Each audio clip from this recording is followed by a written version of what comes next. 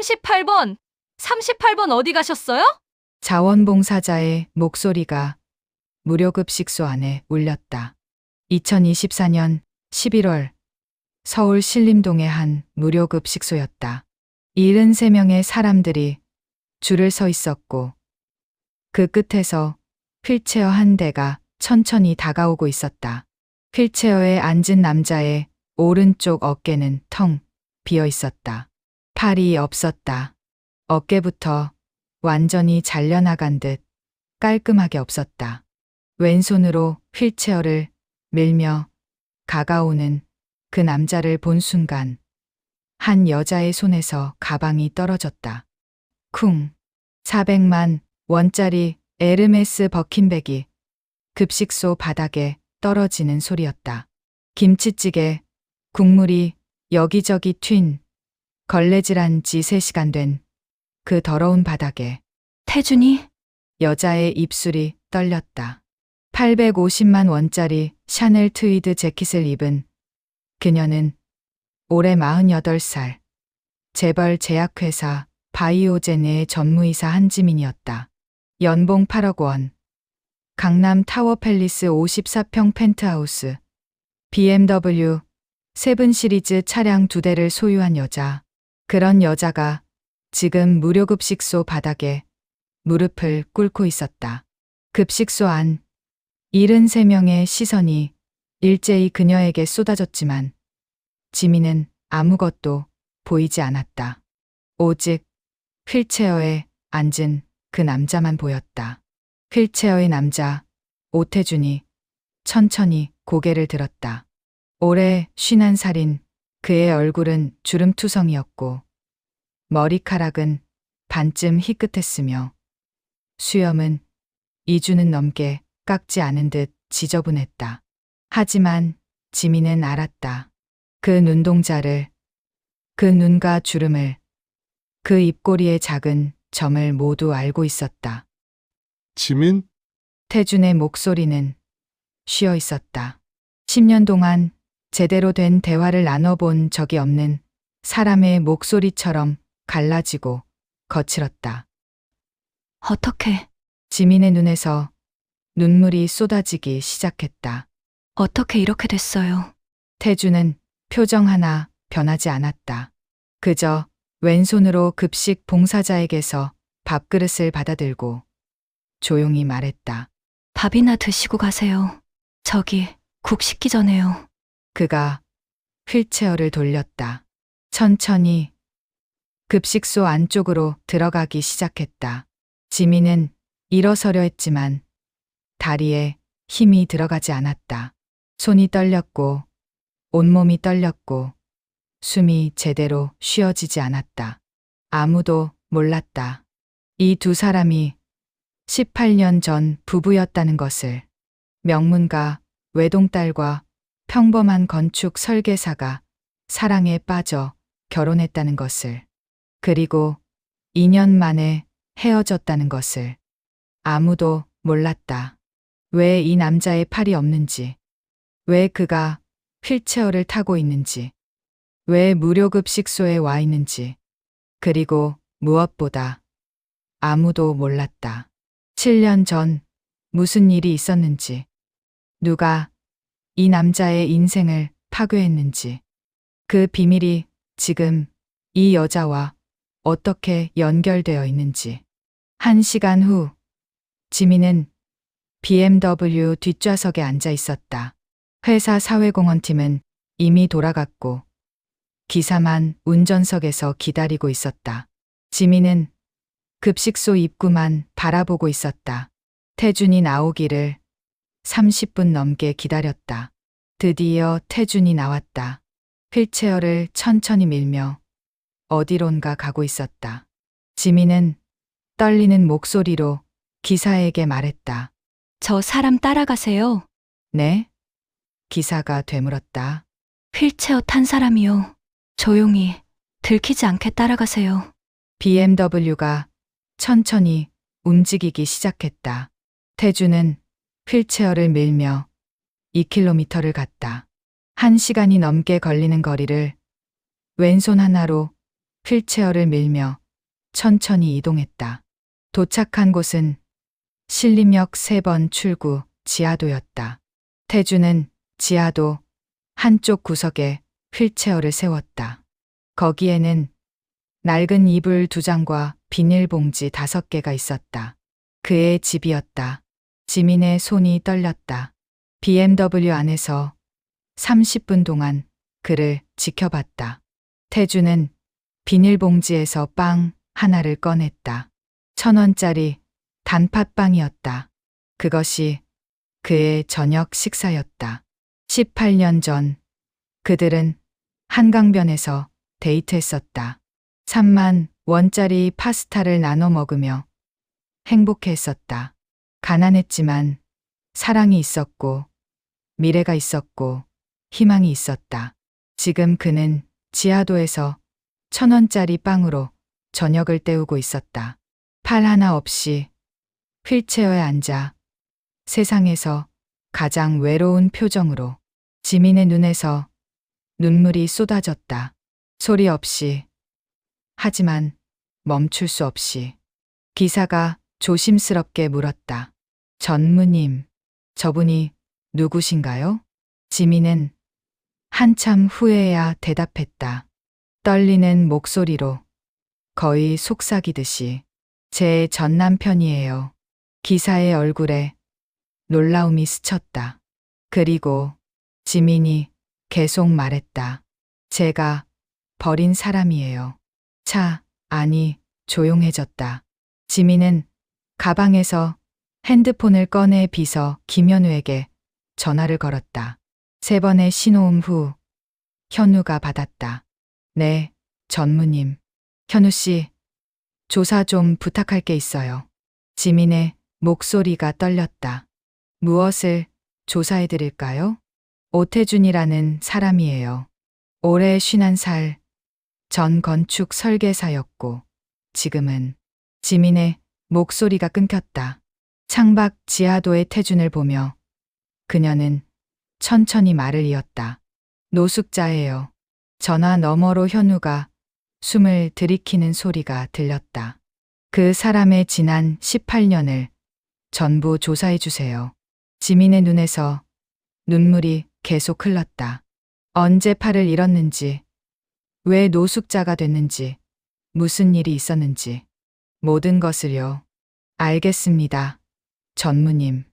일주일 드리면 가능할 것 같습니다. 전화를 끊고 지민은 다시 창밖을 봤다. 태주는 이불을 펴고 있었다. 휠체어에서 내려와 왼손 하나로 힘들게 5분이 걸렸다. 이불 한 장 펴는데. 그리고 그는 이불 위에 누웠다. 지하도의 차가운 바닥에 형광등 불빛 아래 혼자서. 지민은 차 문을 열었다. 기사가 놀라 말렸다.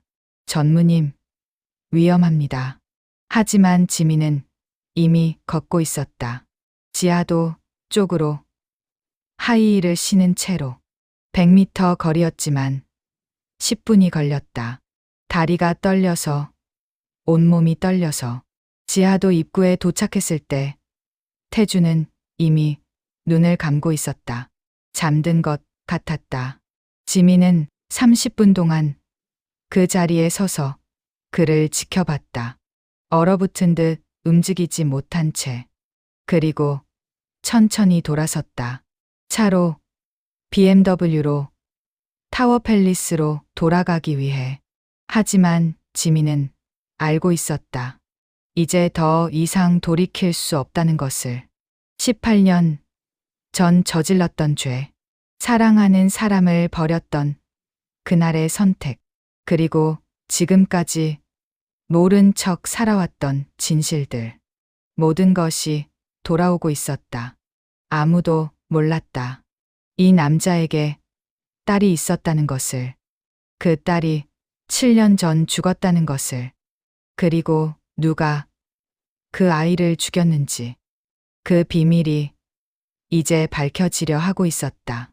당시 30살이었던 한지민은 명문가 바이오젠 외동딸이었다. 아버지 한민재는 회장이었고 회사는 매출 5천억 원, 규모의 직원 1200명을 둔 업계 3위 제약회사였다. 지민은 그런 집안의 공주로 자랐다. 10억 원짜리 강남 아파트에서 살았고 유학파 친구들과 어울렸으며 백화점에서 쇼핑할 때 가격표를 본 적이 없었다. 하지만 지민은 평범한 건축 설계사와 사랑에 빠졌다. 오태준, 당시 33살의 중소 설계사무소 대리였다. 연봉 3,800만 원에 24평 전세로 살았고 10년 된 중고 소나타를 몰았다. 지민의 아버지는 격렬하게 반대했다. 명문가 외동딸이 건축 설계사랑? 말도 안 되는 소리 하지 마. 하지만 지민은 아버지 말을 듣지 않았다. 평생 아버지 말을 따르며 살았지만 그때만큼은 자기 인생이었고 자기 선택이었다. 그해 가을 한강 뚝섬 유원지에서 태준이 청혼했다. 5만 원짜리 꽃다발과 30만 원짜리 은반지를 들고 무릎을 꿇었을 때 태준의 손이 떨리고 있었다. 지민아, 나랑 결혼해 줄래? 그 말을 하는 동안 그의 목소리도 떨렸다. 지민의 눈에서 눈물이 쏟아졌다. 네. 그녀는 소리 내어 울면서 그를 껴안았다. 그날 한강변에서 2시간 동안 둘은 껴안고 울었다.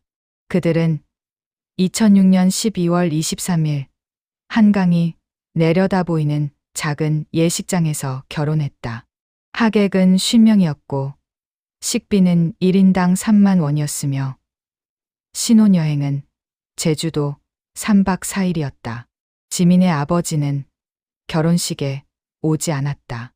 어머니도 친척 누구도 오지 않았다. 하지만 지민은 행복했다. 그때는 정말로 결혼 2년 차였던 2008년 가을 태준이 교통사고를 당했다. 출근길 강변북로에서 13톤 화물차가 들이받았고 태준은 허리 2번, 3번 척추가 골절됐다. 3개월 입원해 8개월 재활 치료를 받았다. 그 과정에서 의사가 조심스럽게 말했다. 아이를 갖기 힘들 수 있습니다. 척추 손상으로 인한 신경마비가 완전하진 않지만 기능에 문제가 있어서요. 지민은 병실에서 태준의 손을 잡고 7시간 동안 울었다. 태준은 아무 말도 하지 않았다.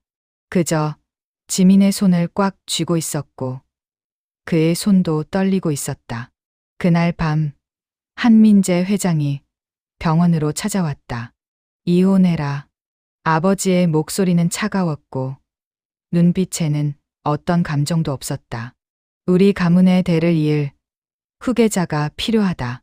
내 행복보다 가문이 먼저야, 지민아. 지민의 눈에서 눈물이 쏟아졌다. 아버지, 사랑하는 사람인데요. 제가 사랑하는 남편이에요. 그녀의 목소리는 떨렸고 손도 떨렸고 온몸이 떨렸다.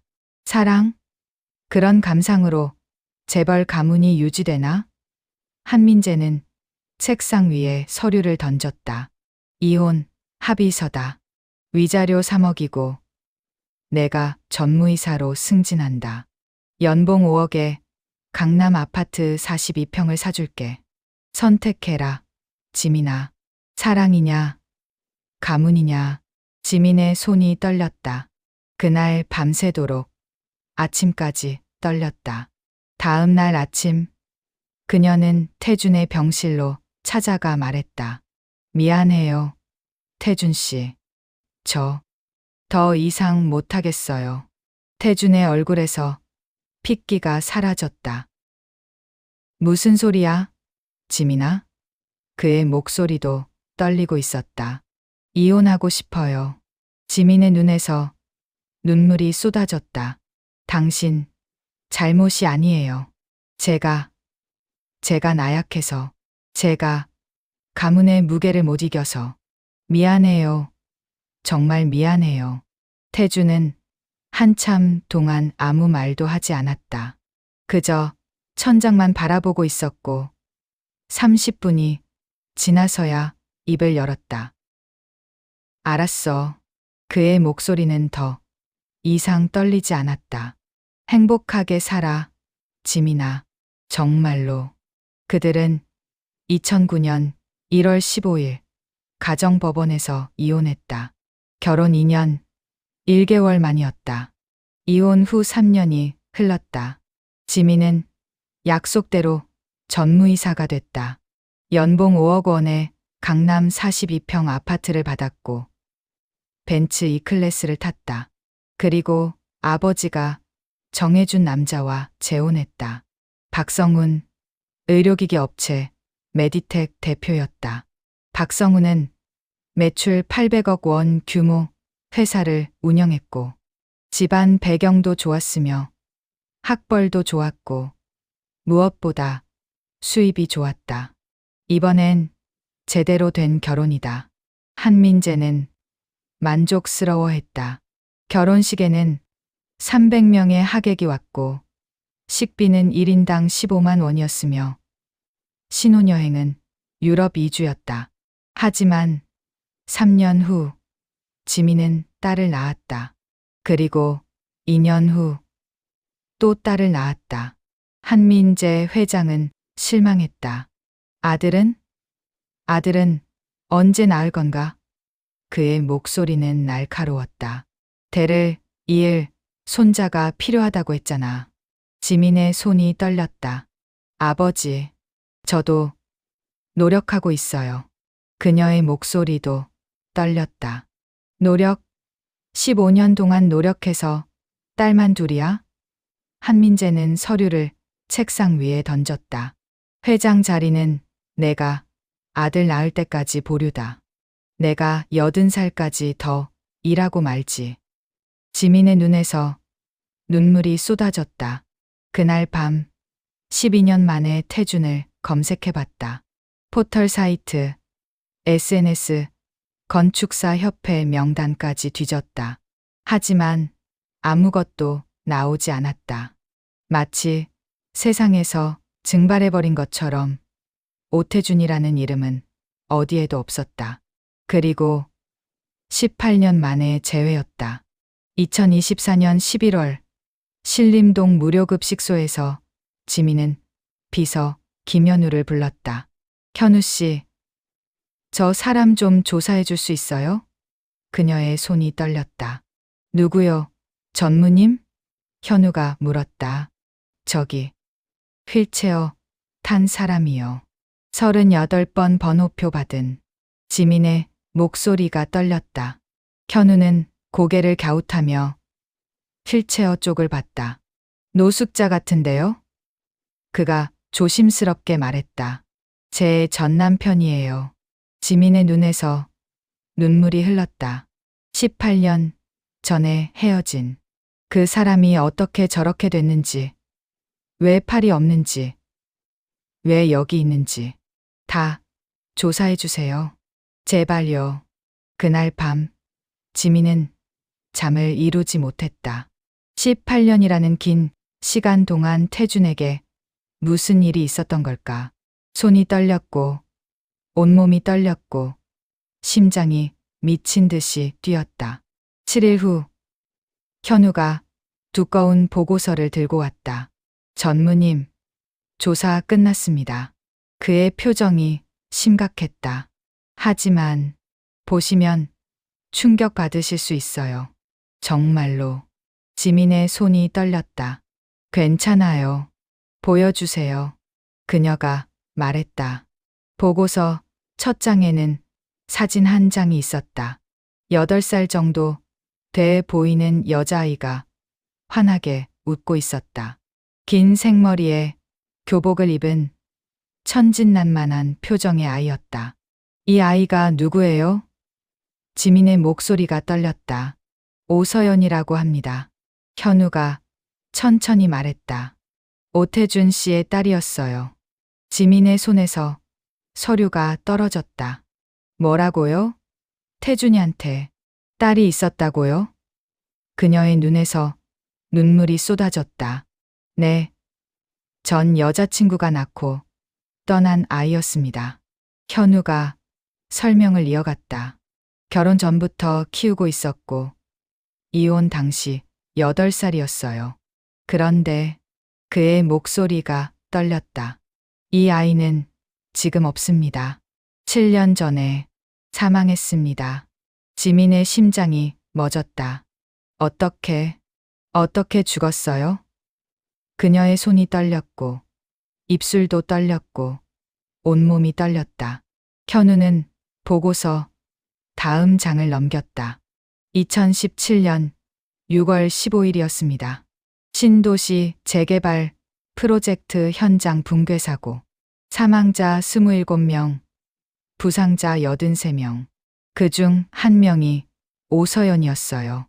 그 순간 지민의 얼굴에서 핏기가 완전히 사라졌다. 신도시 재개발 프로젝트. 손이 떨렸다. 그거 우리 회사 프로젝트잖아요. 아버지가 직접 추진하던. 현우는 고개를 끄덕였다. 네, 전무님. 한민재 회장님이 직접 총괄하신 프로젝트였습니다. 그가 보고서를 한 장 더 넘겼다. 그리고 더 심각한 게 있습니다. 지민의 눈에서 눈물이 쏟아졌다. 보고서를 넘겼고 또 넘겼고 손은 계속 떨렸다. 그리고 진실이, 그 끔찍한 진실이 드러나기 시작했다. 현우는 보고서를 한 장 더 넘겼다. 2017년 6월 15일 오후 3시 27분 신도시 재개발 프로젝트 7구역 현장에서 건물이 붕괴했습니다. 그의 목소리가 떨렸다.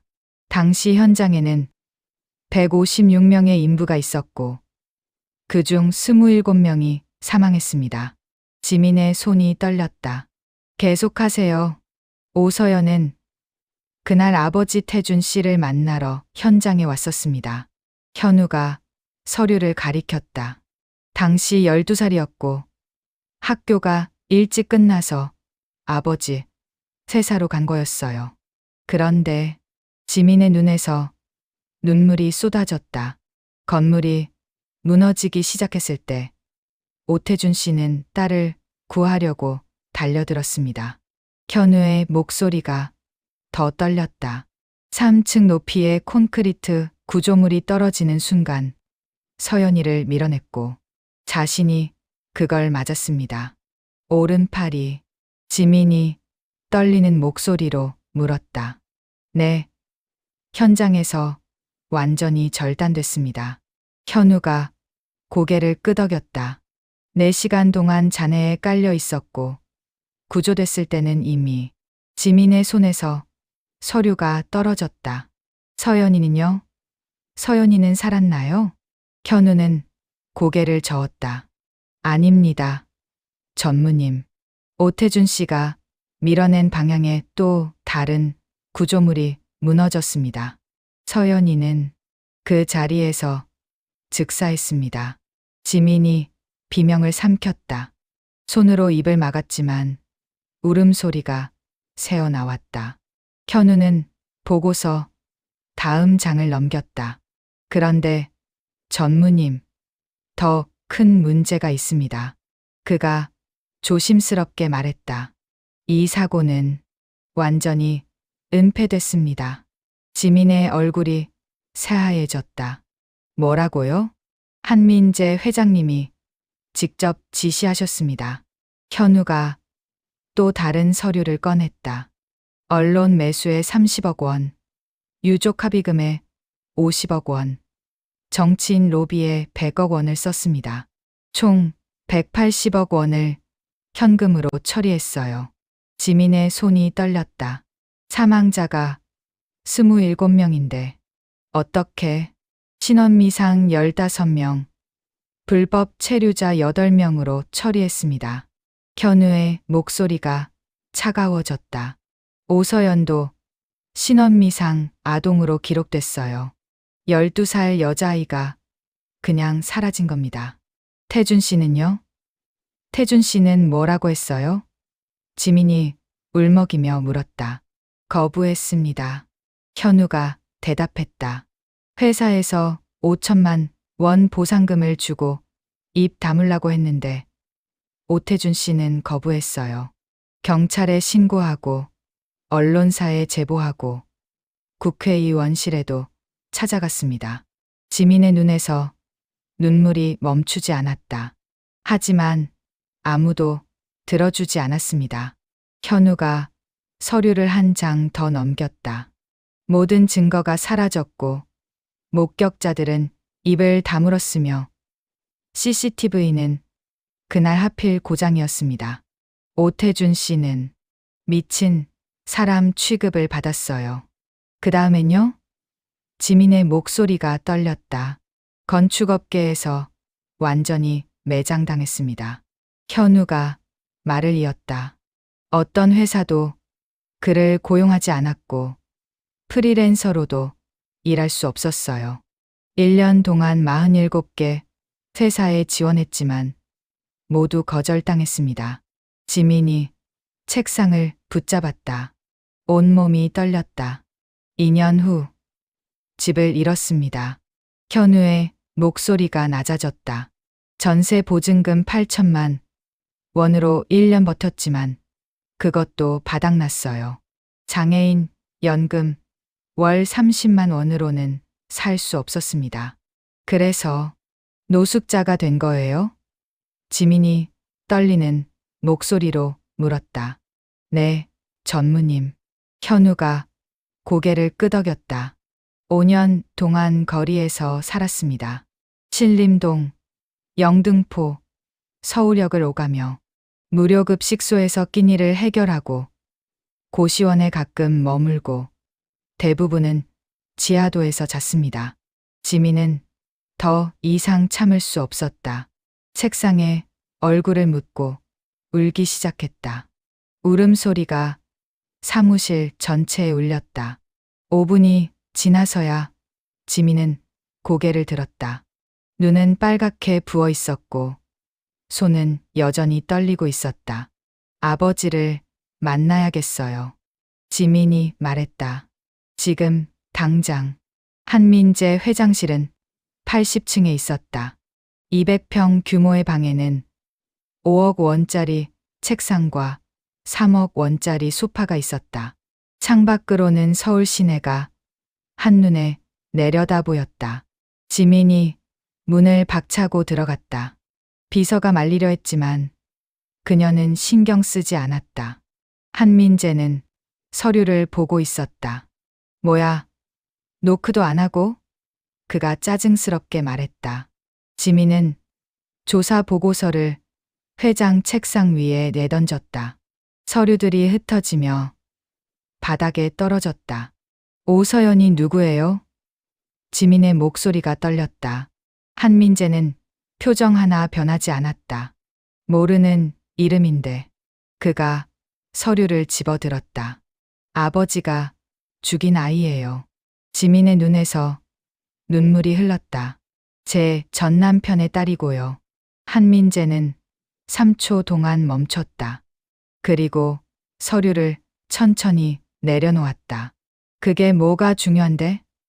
그의 목소리는 여전히 차가웠다. 중요하냐고요? 지민의 목소리가 커졌다. 12살 아이가 죽었어요. 그것도 아버지 회사 현장에서. 지민아, 그건 불가피한 사업적 판단이었어. 한민재가 의자에 기댔다. 그때 사고가 알려졌으면 회사가 망했다.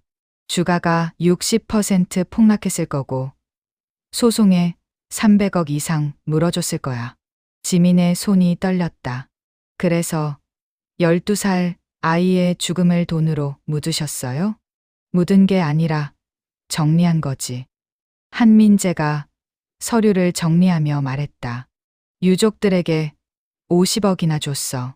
충분한 보상이었다. 충분하다고요? 지민이 소리쳤다. 딸을 잃은 아버지한테 5천만 원 주고 입 다물래요? 그게 충분해요? 오태준 말이냐? 한민재가 비웃었다. 그 친구 미친놈이더라. 5천만 원을 거절하고 1년 동안 나를 괴롭혔어. 경찰서, 검찰청, 국회까지 찾아다니면서 지민의 눈에서 눈물이 쏟아졌다. 그래서 매장시키신 거예요? 일자리 못 구하게? 건축업계에서 완전히? 당연하지. 한민재가 고개를 끄덕였다. 회사를 위협하는 놈을 그냥 둘 순 없잖아. 세 통 전화했어. 건축사협회장, 설계업체 연합회장, 건설사 회장들. 그걸로 끝이었지. 지민은 아버지를 똑바로 바라봤다. 10초 동안 아무 말도 하지 않았다. 그리고 조용히 입을 열었다. 그것도 제가 사랑했던 사람의 아이를요. 한민재는 눈썹을 치켜 올렸다. 사랑? 아직도 그런 소리를 하나? 그가 비웃었다. 지민아, 너 그 남자랑 18년 전에 끝났어. 끝난 거야. 끝나지 않았어요. 지민의 목소리가 떨렸다. 아버지가 강제로 끝낸 거예요. 제 의지가 아니었어요. 내 의지? 한민재가 책상을 쳤다. 내 의지대로 살았으면 지금 뭐 하고 있겠어? 24평 전세에서 애들 키우며 쪼들리고 있겠지. 지금 내가 누리는 이 모든 것, 전무이사 자리, 8억 연봉, 이 모든 게 다 내가 준 거야. 지민은 5초 동안 침묵했다. 그리고 차갑게 말했다. 그래서 12살 아이 목숨값이 5천만 원이에요? 한민재는 대답하지 않았다. 사람 27명 죽여놓고 180억으로 정리하면 되는 거예요? 여전히 대답이 없었다. 지민은 자리에서 일어났다. 아버지, 전 더 이상 아버지, 딸이 아니에요. 그녀의 목소리는 떨리지 않았다. 오늘부로 이 회사도, 이 가문도, 아버지와의 관계도 다 끝입니다. 한민재가 비웃었다. 끝? 내가 끝낸다고 끝나나? 그가 일어서며 말했다. 내 이름으로 된 주식 15%, 내 명의로 된 강남 부동산 세 채, 내 계좌에 있는 50억, 그거 다 내 거야. 내가 언제든 뺏을 수 있어. 가져가세요. 지민이 말했다. 전부 다요. 뭐? 한민재의 얼굴이 굳었다.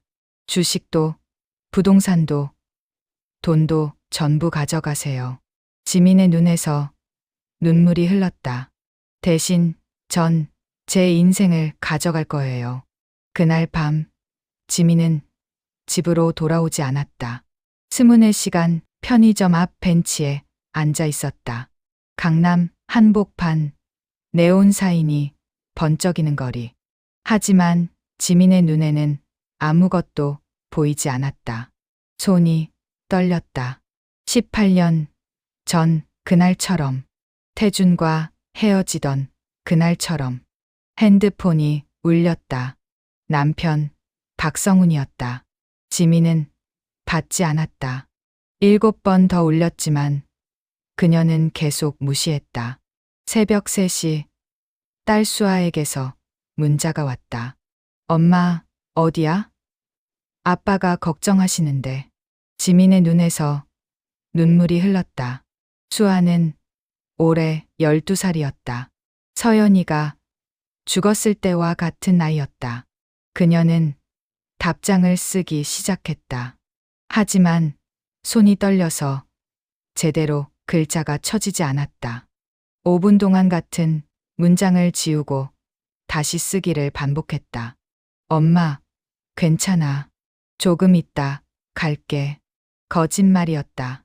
지민은 괜찮지 않았고 언제 집에 갈지도 몰랐다. 새벽 4시 비가 내리기 시작했다. 지민은 벤치에서 일어나지 않았다. 비를 그대로 맞았다. 850만 원짜리 샤넬 재킷이 흠뻑 젖었지만 신경 쓰지 않았다. 18년 전 태준과 마지막으로 만났던 날도 비가 왔었다. 법원 앞에서 이혼 서류를 나눠받고 그는 우산도 없이 비를 맞으며 걸어갔었다.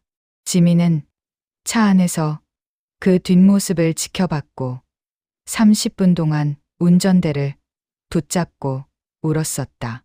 그리고 지금 18년 후 같은 비를 맞고 있었다. 핸드폰이 또 울렸다. 이번엔 현우였다. 전무님, 큰일 났습니다. 그의 목소리가 급했다. 회장님이 움직이고 계십니다. 지민의 손이 떨렸다. 무슨 말이에요? 법무팀 전원을 소집하셨어요. 그리고 현우의 목소리가 낮아졌다. 전무님 주식 15%를 동결시키셨습니다. 강남 부동산 세채도 명예 이전 금지 가처분 신청하셨고요. 예상했어요. 지민이 말했다. 그게 다가 아닙니다. 현우가 계속 말했다. 회장님이 이사진 8명을 개별적으로 만나고 계세요. 지금 새벽인데도 3시간 전부터 시작하셨어요. 지민의 심장이 뛰기 시작했다. 뭘 하시려는 거죠? 전무님을 먼저 제거하시려는 것 같습니다. 현우의 목소리가 떨렸다. 임시 이사회를 소집해서 전무이사직을 해임하시려고요. 그럴 수 있어요? 지민이 물었다. 이사 3분의 2 이상이 찬성하면 가능합니다. 현우가 대답했다. 회장님은 지금 그 표를 모으고 계신 거예요. 지민은 10초 동안 침묵했다. 비는 계속 내렸고 몸은 계속 떨렸다. 현우 씨. 지민이 입을 열었다. 2017년 사고 관련 자료 다 확보하셨죠? 네, 전무님. USB에 전부 백업했습니다. 그럼 됐어요. 지민의 목소리가 단호해졌다. 내일 아침 9시에 법무법인 정의 대표 변호사를 만나세요. 그분께 전부 넘기고요. 전무님, 그러시면 정말로 회사랑 끝인 거예요. 현우의 목소리가 떨렸다. 알아요. 지민이 대답했다. 그래도 해야 해요. 전화를 끊고 지민은 다시 벤치에 앉았다. 비는 더 세게 내렸다. 하지만 이상하게도 마음은 조금 가벼워진 것 같았다. 다음 날 아침 8시 지민은 회사에 도착했다. 로비에서부터 시선이 느껴졌다. 직원 50명이 넘게 그녀를 쳐다보고 있었다. 다들 뭔가 알고 있다는 표정이었다. 엘리베이터에 탔을 때 한 여직원이 작게 속삭였다. 전무님, 해임된다는 소문 들으셨어요? 지민은 대답하지 않았다. 그냥 80층 버튼을 눌렀다. 회장실 앞에는 비서 3명이 지키고 서 있었다. 지민이 다가가자 한 비서가 손을 내밀었다. 전무님, 회장님께서 면회 사절하셨습니다. 비켜요. 지민의 목소리는 차가웠다. 하지만 비키라고요. 지민이 소리쳤다. 비서들이 깜짝 놀라 물러섰다. 지민은 회장실 문을 열었다. 한민재는 전화 통화 중이었다. 그래, 표 확보됐어. 12표? 좋아, 그럼. 그가 지민을 보고 전화를 끊었다. 왔구나. 한민재가 비웃었다. 마지막 작별 인사하러? 아버지. 지민이 책상 앞에 섰다. 저 해임시키실 거죠? 당연하지. 한민재가 서류를 넘기며 말했다. 오늘 오후 2시 임시 이사회가 열려. 거기서 내 전무이사직을 해임할 거야. 이사 18명 중 12명이 찬성하기로 했어. 지민의 손이 떨렸다. 12명이요? 그래. 한민재가 고개를 끄덕였다. 내가 30년 동안 쌓은 인맥이야. 너 따위가 어떻게 해볼 수 있는 게 아니지. 그럼 저도 할 말이 있어요. 지민이 가방에서 서류를 꺼냈다. 이거요. 한민재가 서류를 받아들었다. 3초 만에 얼굴이 굳었다. 이게 어디서 났어? 그의 목소리가 떨렸다. 2017년 6월 15일 사고 관련 모든 증거예요. 지민이 말했다. 회계장부, 매물거래, 내역, 은폐 지시 녹취록, 전부 여기 있어요. 한민재가 자리에서 벌떡 일어났다. 이걸 어떻게 손에 넣었어? 방법은 중요하지 않아요. 지민의 목소리는 차가웠다. 중요한 건 이게 지금 법무법인 정혜에 전달됐다는 거예요. 뭐? 한민재의 얼굴이 새하얘졌다. 오전 9시에 제 비서가 직접 전달했어요. 지민이 계속 말했다. 그리고 오후 1시에 기자회견이 예정돼 있고요. 한민재가 책상을 쳤다. 미쳤어? 회사가 망한다고. 망해야죠. 지민의 눈에서 눈물이 흘렀다. 27명 죽인 회사가 살아남으면 안 되잖아요. 지민아. 한민재가 소리쳤다. 넌 이 회사 15% 주주야. 회사 망하면 너도 끝이야. 알아요. 지민이 대답했다. 그래도 해야 해요. 한민재는 10초 동안 그녀를 노려봤다. 그리고 천천히 의자에 앉았다. 좋아. 그의 목소리가 낮아졌다. 그럼 거래하자. 지민의 눈썹이 올라갔다. 거래요? 그 서류 회수해. 한민재가 말했다. 그럼 난 널 해임하지 않을게. 아니, 오히려 부회장으로 승진시켜줄게. 지민의 손이 떨렸다. 부회장 연봉 12억이야. 한민재가 계속 말했다. 그리고 주식 5%더 줄게. 그럼 넌 20% 주주가 되는 거야. 생각해봐, 지민아. 한민재의 목소리가 부드러워졌다. 20% 주주면 이 회사 2인자야. 내가 죽으면 회장도 내 거고. 왜 그걸 버리고 다 무너뜨리려고 해? 지민은 30초 동안 침묵했다. 손이 떨렸고 입술도 떨렸고 온몸이 떨렸다. 그리고 조용히 입을 열었다. 12살이었어요. 뭐? 한민재가 물었다. 서연이요.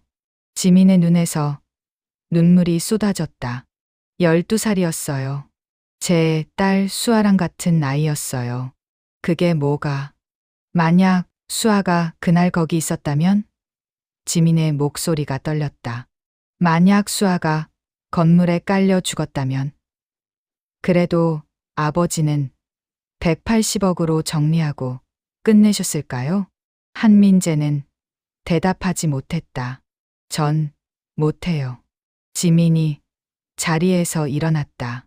더 이상 공범으로 살 수 없어요. 7년이면 충분해요. 한지민, 한민재가 다시 소리쳤다. 하지만 지민은 이미 문 밖으로 나가고 있었다. 오후 1시 법무법인 정의 회의실. 기자 37명이 모였다. 방송 3사, 신문 8개, 온라인 매체 15개. 지민은 단상에 섰다. 손이 떨렸지만 목소리는 떨리지 않았다. 저는 바이오젠 전무이사 한지민입니다. 그녀가 마이크를 잡았다. 오늘 이 자리는 2017년 6월 15일 신도시 재개발 사고의 진실을 밝히기 위해 마련했습니다. 기자들이 일제히 카메라를 켰다. 당시 사고로 27명이 사망했습니다. 지민의 목소리가 회의실을 채웠다. 하지만 공식 기록에는 4명만 남아 있습니다. 나머지 23명은 사라졌습니다. 플래시가 터졌다. 수십 개의 플래시가 동시에. 한민재 회장은 이 사고를 은폐하기 위해 180억 원을 사용했습니다.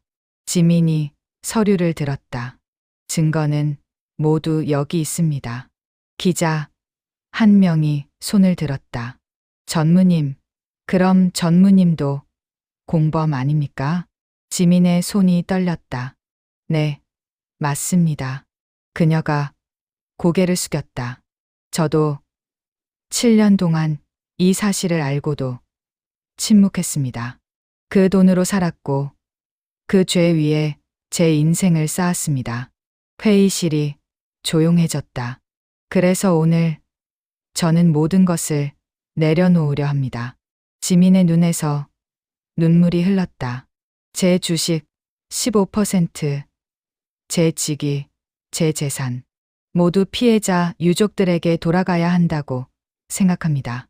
다른 기자가 물었다. 그럼 전무님은 어떻게 되십니까? 모르겠습니다. 지민이 대답했다. 하지만 적어도 더 이상 거짓말을 하며 살진 않을 겁니다. 기자회견은 1시간 동안 계속됐다.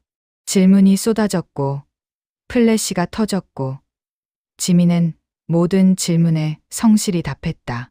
회견이 끝났을 때 지민의 핸드폰에 87개의 부재중 전화가 있었다. 회사에서 45통, 남편에게서 23통, 아버지에게서 19통. 지민은 핸드폰을 껐다. 그리고 회의실 창밖을 바라봤다. 밖에는 비가 내리고 있었다. 18년 전 그날처럼. 하지만 이번엔 달랐다. 이번엔 지민이 선택한 것이었다. 기자회견이 끝나고 2시간 후 인터넷이 폭발했다. 포털 사이트 실시간 검색어 1위부터 10위까지 모두 바이오젠 관련이었다. 한민재 회장 은폐, 신도시 재개발 사고, 27명 사망 진실, 한지민 전무 폭로.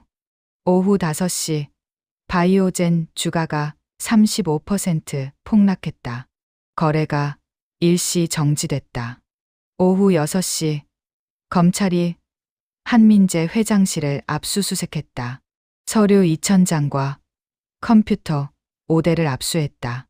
오후 8시 한민재는 긴급 체포됐다.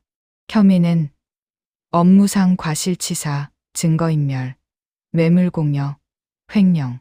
지민은 텔레비전으로 그 모습을 봤다. 아버지가 수갑을 찬 채 검찰청 버스에 오르는 장면.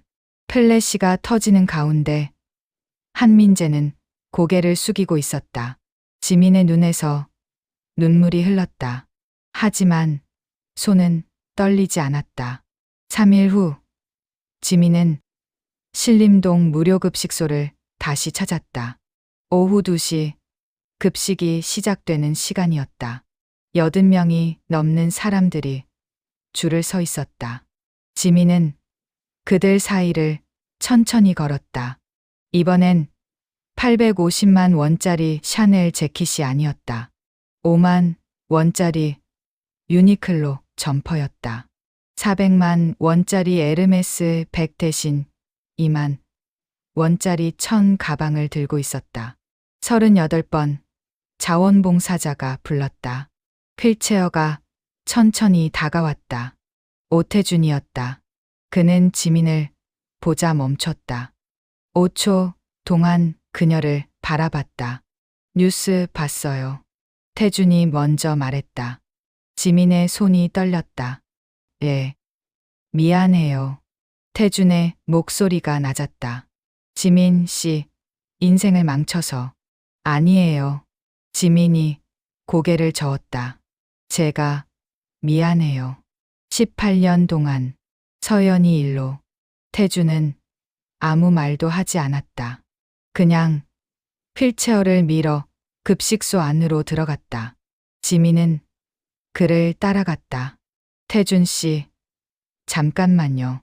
태준이 멈췄다. 저 할 말이 있어요. 지민의 목소리가 떨렸다. 18년 전에 못했던 말이요. 지금 와서 무슨. 태준이 말을 시작했다. 미안해요. 지민의 눈에서 눈물이 쏟아졌다. 정말 미안해요. 당신을 떠나서 서연이를 몰라서 7년 동안 진실을 묻고 살아서. 태준의 손이 떨렸다. 남은 왼손이. 그리고 지민이 계속 울면서 말했다. 늦었지만 제가 할 수 있는 일을 하려고요. 무슨 일인데요? 태준이 물었다. 재단을 만들었어요. 지민이 가방에서 서류를 꺼냈다. 서연재단이요. 산업재해 피해자들을 위한. 태준의 눈이 커졌다. 서연 재단? 예. 지민이 고개를 끄덕였다. 제 주식 15% 전부를 재단에 넣었어요. 시가 750억 원 정도 되는데 그걸로 무료 의료, 법률 지원, 주거 지원을 하려고요. 태준은 10초 동안 말이 없었다. 그리고 신도시 재개발 사고 현장 부지를 샀어요. 지민이 계속 말했다. 거기에 복지센터를 지을 거예요. 이름은 오서연 기념관. 태준이 작게 말했다. 예. 지민의 눈에서 눈물이 멈추지 않았다. 서연이를 기억하는 곳으로요. 태준의 눈에서도 눈물이 흘렀다. 7년 만에 처음이었다. 고마워요. 그가 떨리는 목소리로 말했다. 서연이가 좋아했을 거예요. 지민은 태준 옆에 앉았다. 둘은 한참 동안 아무 말도 하지 않았다. 5분 후 태준이 입을 열었다. 지민 씨는 이제 어떻게 할 거예요? 모르겠어요. 지민이 대답했다. 회사는 떠났고 남편이랑도 이혼 준비 중이고 딸들한테는 어떻게 설명해야 할지도 모르겠고요. 힘들겠네요. 태준이 말했다. 근데 이상해요. 지민이 작게 웃었다. 이렇게 다 잃었는데 마음은 더 편한 것 같아요. 태준도 작게 웃었다. 7년 만에 처음 짓는 미소였다. 저도 그랬어요. 그가 말했다. 서연이 떠나고 팔 잃고 집 잃고 다 잃었을 때 처음엔 죽고 싶었는데 나중엔 이상하게 편해지더라고요. 지민이 고개를 끄덕였다. 잃을 게 없으니까요. 그런 것 같아요. 태준이 창밖을 바라봤다. 더 이상 지킬 것도 포기할 것도 없으니까. 둘은 다시 침묵했다. 하지만 이번 침묵은 무겁지 않았다. 오히려 따뜻했다. 2주 후 오서연 기념관 기공식이 열렸다. 신도시 재개발 사고 현장. 7년 전 건물이 무너졌던 그 자리였다. 참석자는 150명이었다. 사고 유족 27가족, 산재 피해자 50명, 기자 30명, 자원봉사자 43명. 지민이 단상에 올랐다. 이번엔 화려한 정장이 아니었다. 검은색 정장에 흰 셔츠. 그것뿐이었다. 오늘 이 자리는 시작입니다. 지민이 마이크를 잡았다. 7년 전 여기서 27명이 돌아가셨습니다. 그리고 그 진실이 7년 동안 묻혀 있었습니다. 유족들이 고개를 숙였다. 몇몇은 울고 있었다. 저는 그 죄의 일부입니다. 지민의 목소리가 떨렸다. 7년 동안 알고도 침묵했고 그 돈으로 살았습니다. 그 죄를 평생 짊어지고 살 것입니다. 바람이 불었다. 11월의 차가운 바람이. 하지만 오늘부터 이곳은 기억의 장소가 될 것입니다. 지민이 계속 말했다. 죽음이 아니라 삶을, 침묵이 아니라 진실을, 잊음이 아니라 기억을 위한 곳이 될 것입니다. 박수가 터졌다. 천천히, 그러나 점점 커졌다. 지민은 단상에서 내려왔다. 유족들이 하나둘 다가와 그녀의 손을 잡았다. 고맙습니다. 한 아주머니가 울면서 말했다. 제 남편 이름이라도 찾아주셔서. 아니에요. 지민의 눈에서 눈물이 흘렀다. 제가 해야 할 일이었어요. 진작했어야 했는데. 또 다른 유족이 다가왔다. 남자였다. 60대 정도 돼 보였다. 제 아들이요. 그가 떨리는 목소리로 말했다. 23살이었어요. 신원미상으로 처리됐었는데 이제야 이름을 찾았어요. 고맙습니다. 지민은 더 이상 참을 수 없었다. 그 자리에 주저앉아 울기 시작했다. 10분 동안 울었다. 유족들이 그녀를 둘러싸고 함께 울었다. 기공식이 끝나고 지민은 태준을 찾았다. 그는 현장 한 구석에서 휠체어에 앉아 있었다. 땅을 바라보고 있었다. 태준 씨. 지민이 다가갔다. 태준이 고개를 들었다. 눈이 빨갰다. 여기가. 그가 말을 시작했다. 서연이가 마지막으로 있던 곳이에요. 지민의 손이 떨렸다. 예. 저기요. 태준이 30m 떨어진 곳을 가리켰다. 저기서 건물이 무너졌어요. 서연이가 저한테 달려오다가 그의 목소리가 끊겼다. 지민은 태준 옆에 앉았다. 땅바닥에, 그 차가운 땅에 7년 동안 매일 여기 왔어요. 태준이 말했다. 서연이한테 말 걸고 사과하고 울고 그렇게 2555일을 보냈어요. 지민의 눈에서 눈물이 쏟아졌다. 근데 오늘 처음으로 조금 편해진 것 같아요. 태준이 하늘을 올려다봤다. 서연이가 이제 잊히지 않을 것 같아서요. 잊히지 않을 거예요. 지민이 말했다. 절대요. 둘은 한참 동안 그 자리에 앉아 있었다. 30분이 지났고 1시간이 지났다. 해가 지고 있었다. 11월의 짧은 해가 서쪽으로 기울고 있었다. 지민 씨. 태준이 입을 열었다. 예. 다시 시작할 수 있을까요? 그가 물었다. 우리. 지민의 심장이 뛰었다. 뭐가요? 인생이요. 태준이 그녀를 바라봤다. 다 잃은 우리 둘이 다시 시작할 수 있을까요? 지민은 10초 동안 아무 말도 하지 못했다. 손이 떨렸다. 모르겠어요. 그녀가 떨리는 목소리로 대답했다. 근데 해보고 싶어요. 태준이 왼손을 내밀었다. 지민은 그 손을 잡았다. 두 사람의 손이 18년 만에 다시 만났다. 6개월 후 2025년 5월 오서연 기념복지센터 개관식 날이었다. 5층 건물이 완공됐다. 1층은 무료 의료실, 2층은 법률 상담실, 3층은 심리치료실, 4층은 직업교육실, 5층은 임시거주 공간이었다. 개관식에는 500명이 넘게 참석했다. 산재 피해자, 유족, 자원봉사자, 의료진, 변호사들.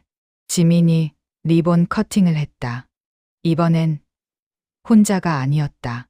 태준이 함께였다. 첫 방문자가 들어왔다. 한쪽 다리를 잃은 40대 남성이었다. 여기 정말 무료인가요? 그가 조심스럽게 물었다. 네, 모든 게 무료입니다. 상담원이 대답했다. 의료비도, 법률 상담도, 숙식도요. 남성의 눈에 눈물이 고였다. 저, 이제 어디 가야 할지 몰랐어요. 이제 괜찮아요. 상담원이 그의 손을 잡았다. 여기가 당신 집이에요. 남성이 주저앉아 울기 시작했다. 지민은 그 모습을 복도에서 지켜봤다. 눈물이 흘렀지만 이번엔 슬픔의 눈물이 아니었다. 태준이 휠체어로 다가왔다. 보셨어요? 그가 물었다. 예.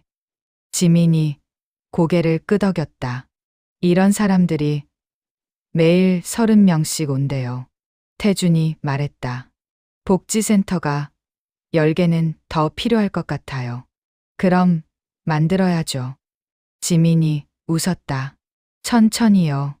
둘은 5층 테라스로 올라갔다. 서울 시내가 내려다 보였다. 저 멀리 바이오젠 본사 건물도 보였다. 후회되지 않아요? 태준이 물었다. 다 버리고. 아니요. 지민이 고개를 저었다. 처음으로 제대로 사는 것 같아요. 저도 그래요. 태준이 하늘을 올려다봤다. 서연이가 자랑스러워할 것 같아요. 테라스 한쪽에는 서연의 사진이 걸려 있었다. 환하게 웃고 있는 12살 소녀. 그 아래 작은 글귀가 새겨져 있었다. 오서연, 2005년 출생, 2017년 사망. 그녀의 짧은 생이 많은 이들의 긴 삶이 되었습니다. 지민은 사진 앞에 섰다. 서연아, 이모야. 그녀가 작게 속삭였다. 늦어서 미안해. 정말로. 바람이 불었다. 5월의 따뜻한 바람이. 태준이 지민 옆에 섰다. 둘은 한참 동안 서연의 사진을 바라봤다. 다시 시작할까요? 태준이 물었다. 우리 둘이. 지민이 그의 손을 잡았다. 네, 시작해요. 창밖으로 햇살이 쏟아져 들어왔다. 따뜻한 빛이 두 사람과 서연의 사진을 함께 비췄다. 잃어버린 것은 돌아오지 않았다. 18년의 시간도, 서연의 생명도, 태준의 팔도. 하지만 그 상실 위에 새로운 것이 자라나고 있었다. 속죄는 끝이 아니라 시작이었다. 과거의 죄는 지울 수 없었지만 현재의 행동으로 의미를 만들어갈 수 있었다. 그것이 두 사람이 선택한 함께 걷기로 한 길이었다. 복지센터 1층에서 웃음소리가 들렸다. 치료를 받은 누군가가 웃고 있었다. 2층에서는 상담사의 따뜻한 목소리가 들렸다. 3층에서는 아이들이 뛰어노는 소리가 났다. 생명이 숨 쉬는 소리였다. 회복의 소리였다. 희망의 소리였다. 지민과 태준은 손을 잡은 채 테라스에 서 있었다. 18년의 시간이 흘렀지만 그들은 다시 함께였다. 끝은 새로운 시작이었다. 그리고 이제 그들의 진짜 이야기가 시작되는 것이었다.